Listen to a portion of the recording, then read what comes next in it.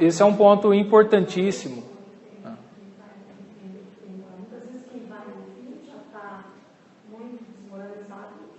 Não quer ouvir. Esse é uma das grandes dificuldades que a gente enfrenta hoje, por exemplo, com relação à disciplina de membros. Você chega na pessoa para disciplinar ela some da igreja, vai para outra igreja. Não quer ouvir. E vários casos nesse sentido. Você chega para a pessoa que quer falar, senta aqui, vamos conversar. Não, está tudo bem. Não quero conversar. Né? E até briga, a pessoa vai lá, fala, xinga, calunia. E, a pessoa está na igreja, um dia está falando de Deus, glória a Deus. No outro dia você vai lá, chama a atenção da pessoa, fica chateada, brava, fecha a cara e some da igreja até. Né?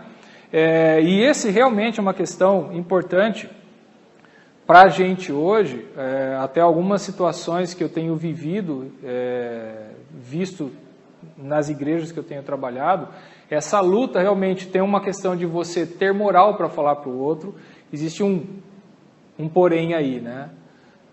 Quando eu estou chegando, sei lá, eu vi que a Beth fez uma coisa errada, eu vou chegar e me aproximar dela, assim, mas eu não posso falar nada porque eu também errei, né? Bom, não é a minha santidade que vai me dar moral para falar com ela, né?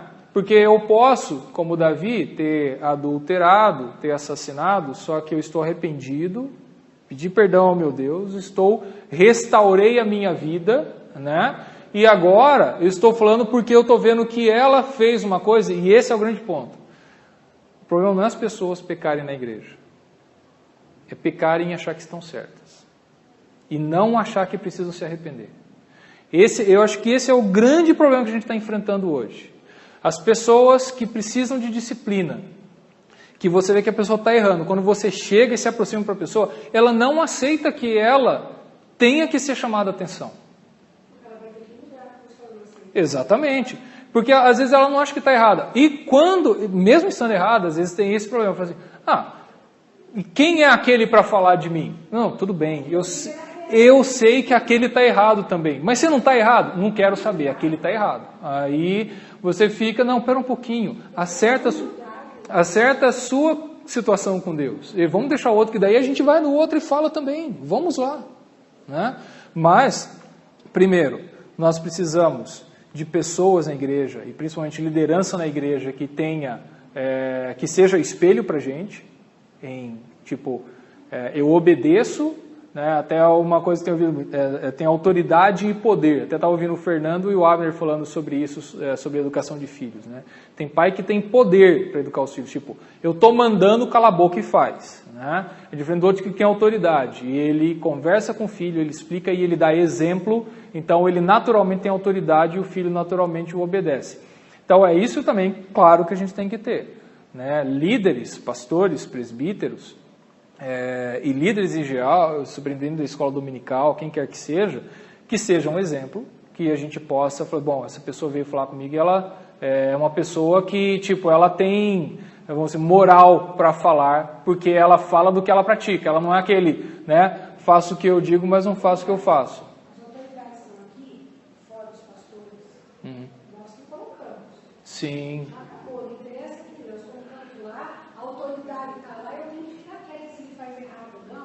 Sim. Eu tenho que escutar e muito quieto. Então, isso... Outra coisa, eles não podem ter medo, e outra, tem regra, a Bíblia põe regra. Isso. Leva o segundo, leva o presbítero junto. Isso. Agora, você colocou num ponto extremamente importante. E aí, até a gente já está estourando nosso tempo, a gente vai encerrar com isso. Um ponto extremamente importante em toda essa discussão que a Beth colocou. A questão de autoridade instituída por Deus.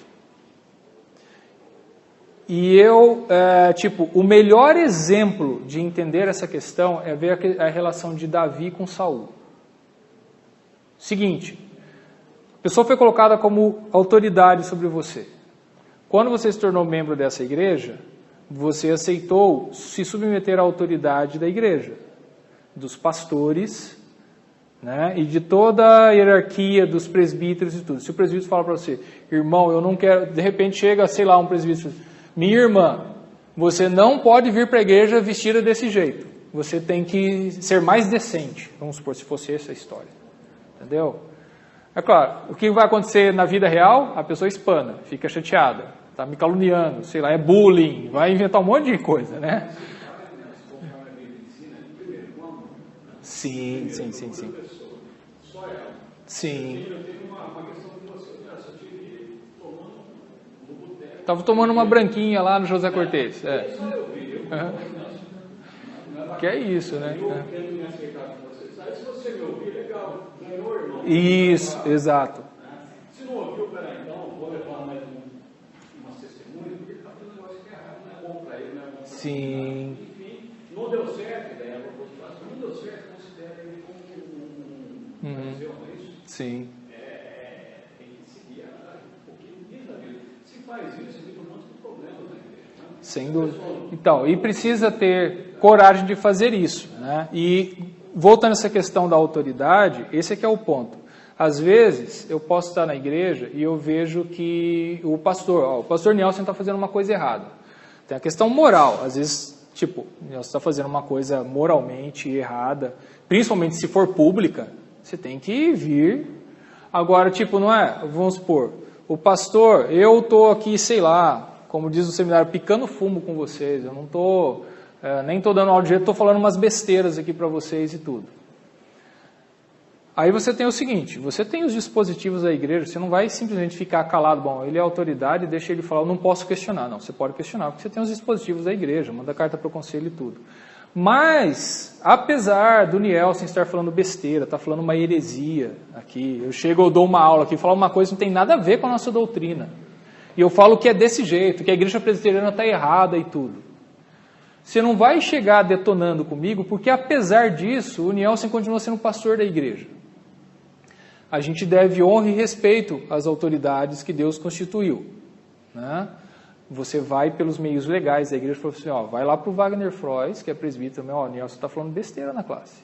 Falou isso. Chama uma testemunha. Eles vão me chamar no conselho. Se eu falar, não, eu acredito nessa besteira. Tá, então manda para o presbitério e tira o meu pastorado. Agora, enquanto eu estou aqui como pastor, se foi Deus que constituiu como pastor, você deve respeito à autoridade. O exemplo de Davi, Saul era rei de Israel. Só que Deus depois constituiu Davi como rei. Saul ainda era rei, Deus mandou Samuel ir lá e ungir Davi. Samuel ungiu Davi. A partir daquele dia, o Espírito do Senhor, é o que diz o texto, saiu de Saul, e um espírito maligno ficou atormentando ele. Por que o Espírito do Senhor saiu de Saul? Porque agora Davi recebeu o Espírito porque ele foi ungido. O óleo significa unção, está com o Espírito sobre ele para exercer o papel de rei. Só que enquanto isso, Saul continua rei. E em todo esse tempo, Davi respeitou a autoridade de Saul. Por isso, em 2 momentos, Davi teve Saul na mão dele para matar Saul. Os servos de Davi falaram assim, Deus te deu o cara para matar ele. Davi falou assim, eu nunca vou tocar no ungido do Senhor. Questão de princípio de autoridade. O Davi falou assim, bom, eu não vou tocar. Eu não vou acabar, porque Deus o constituiu como rei. E Deus vai tirar ele como rei. Então, esse princípio de autoridade, às vezes eu vejo uma autoridade na igreja fazendo alguma coisa errada, eu tenho que ir lá, seja advertir o irmão, se é uma autoridade, às vezes chegar e falar com uma outra autoridade da igreja, e vou fazer tudo isso. Em nenhum momento eu vou desrespeitar a autoridade.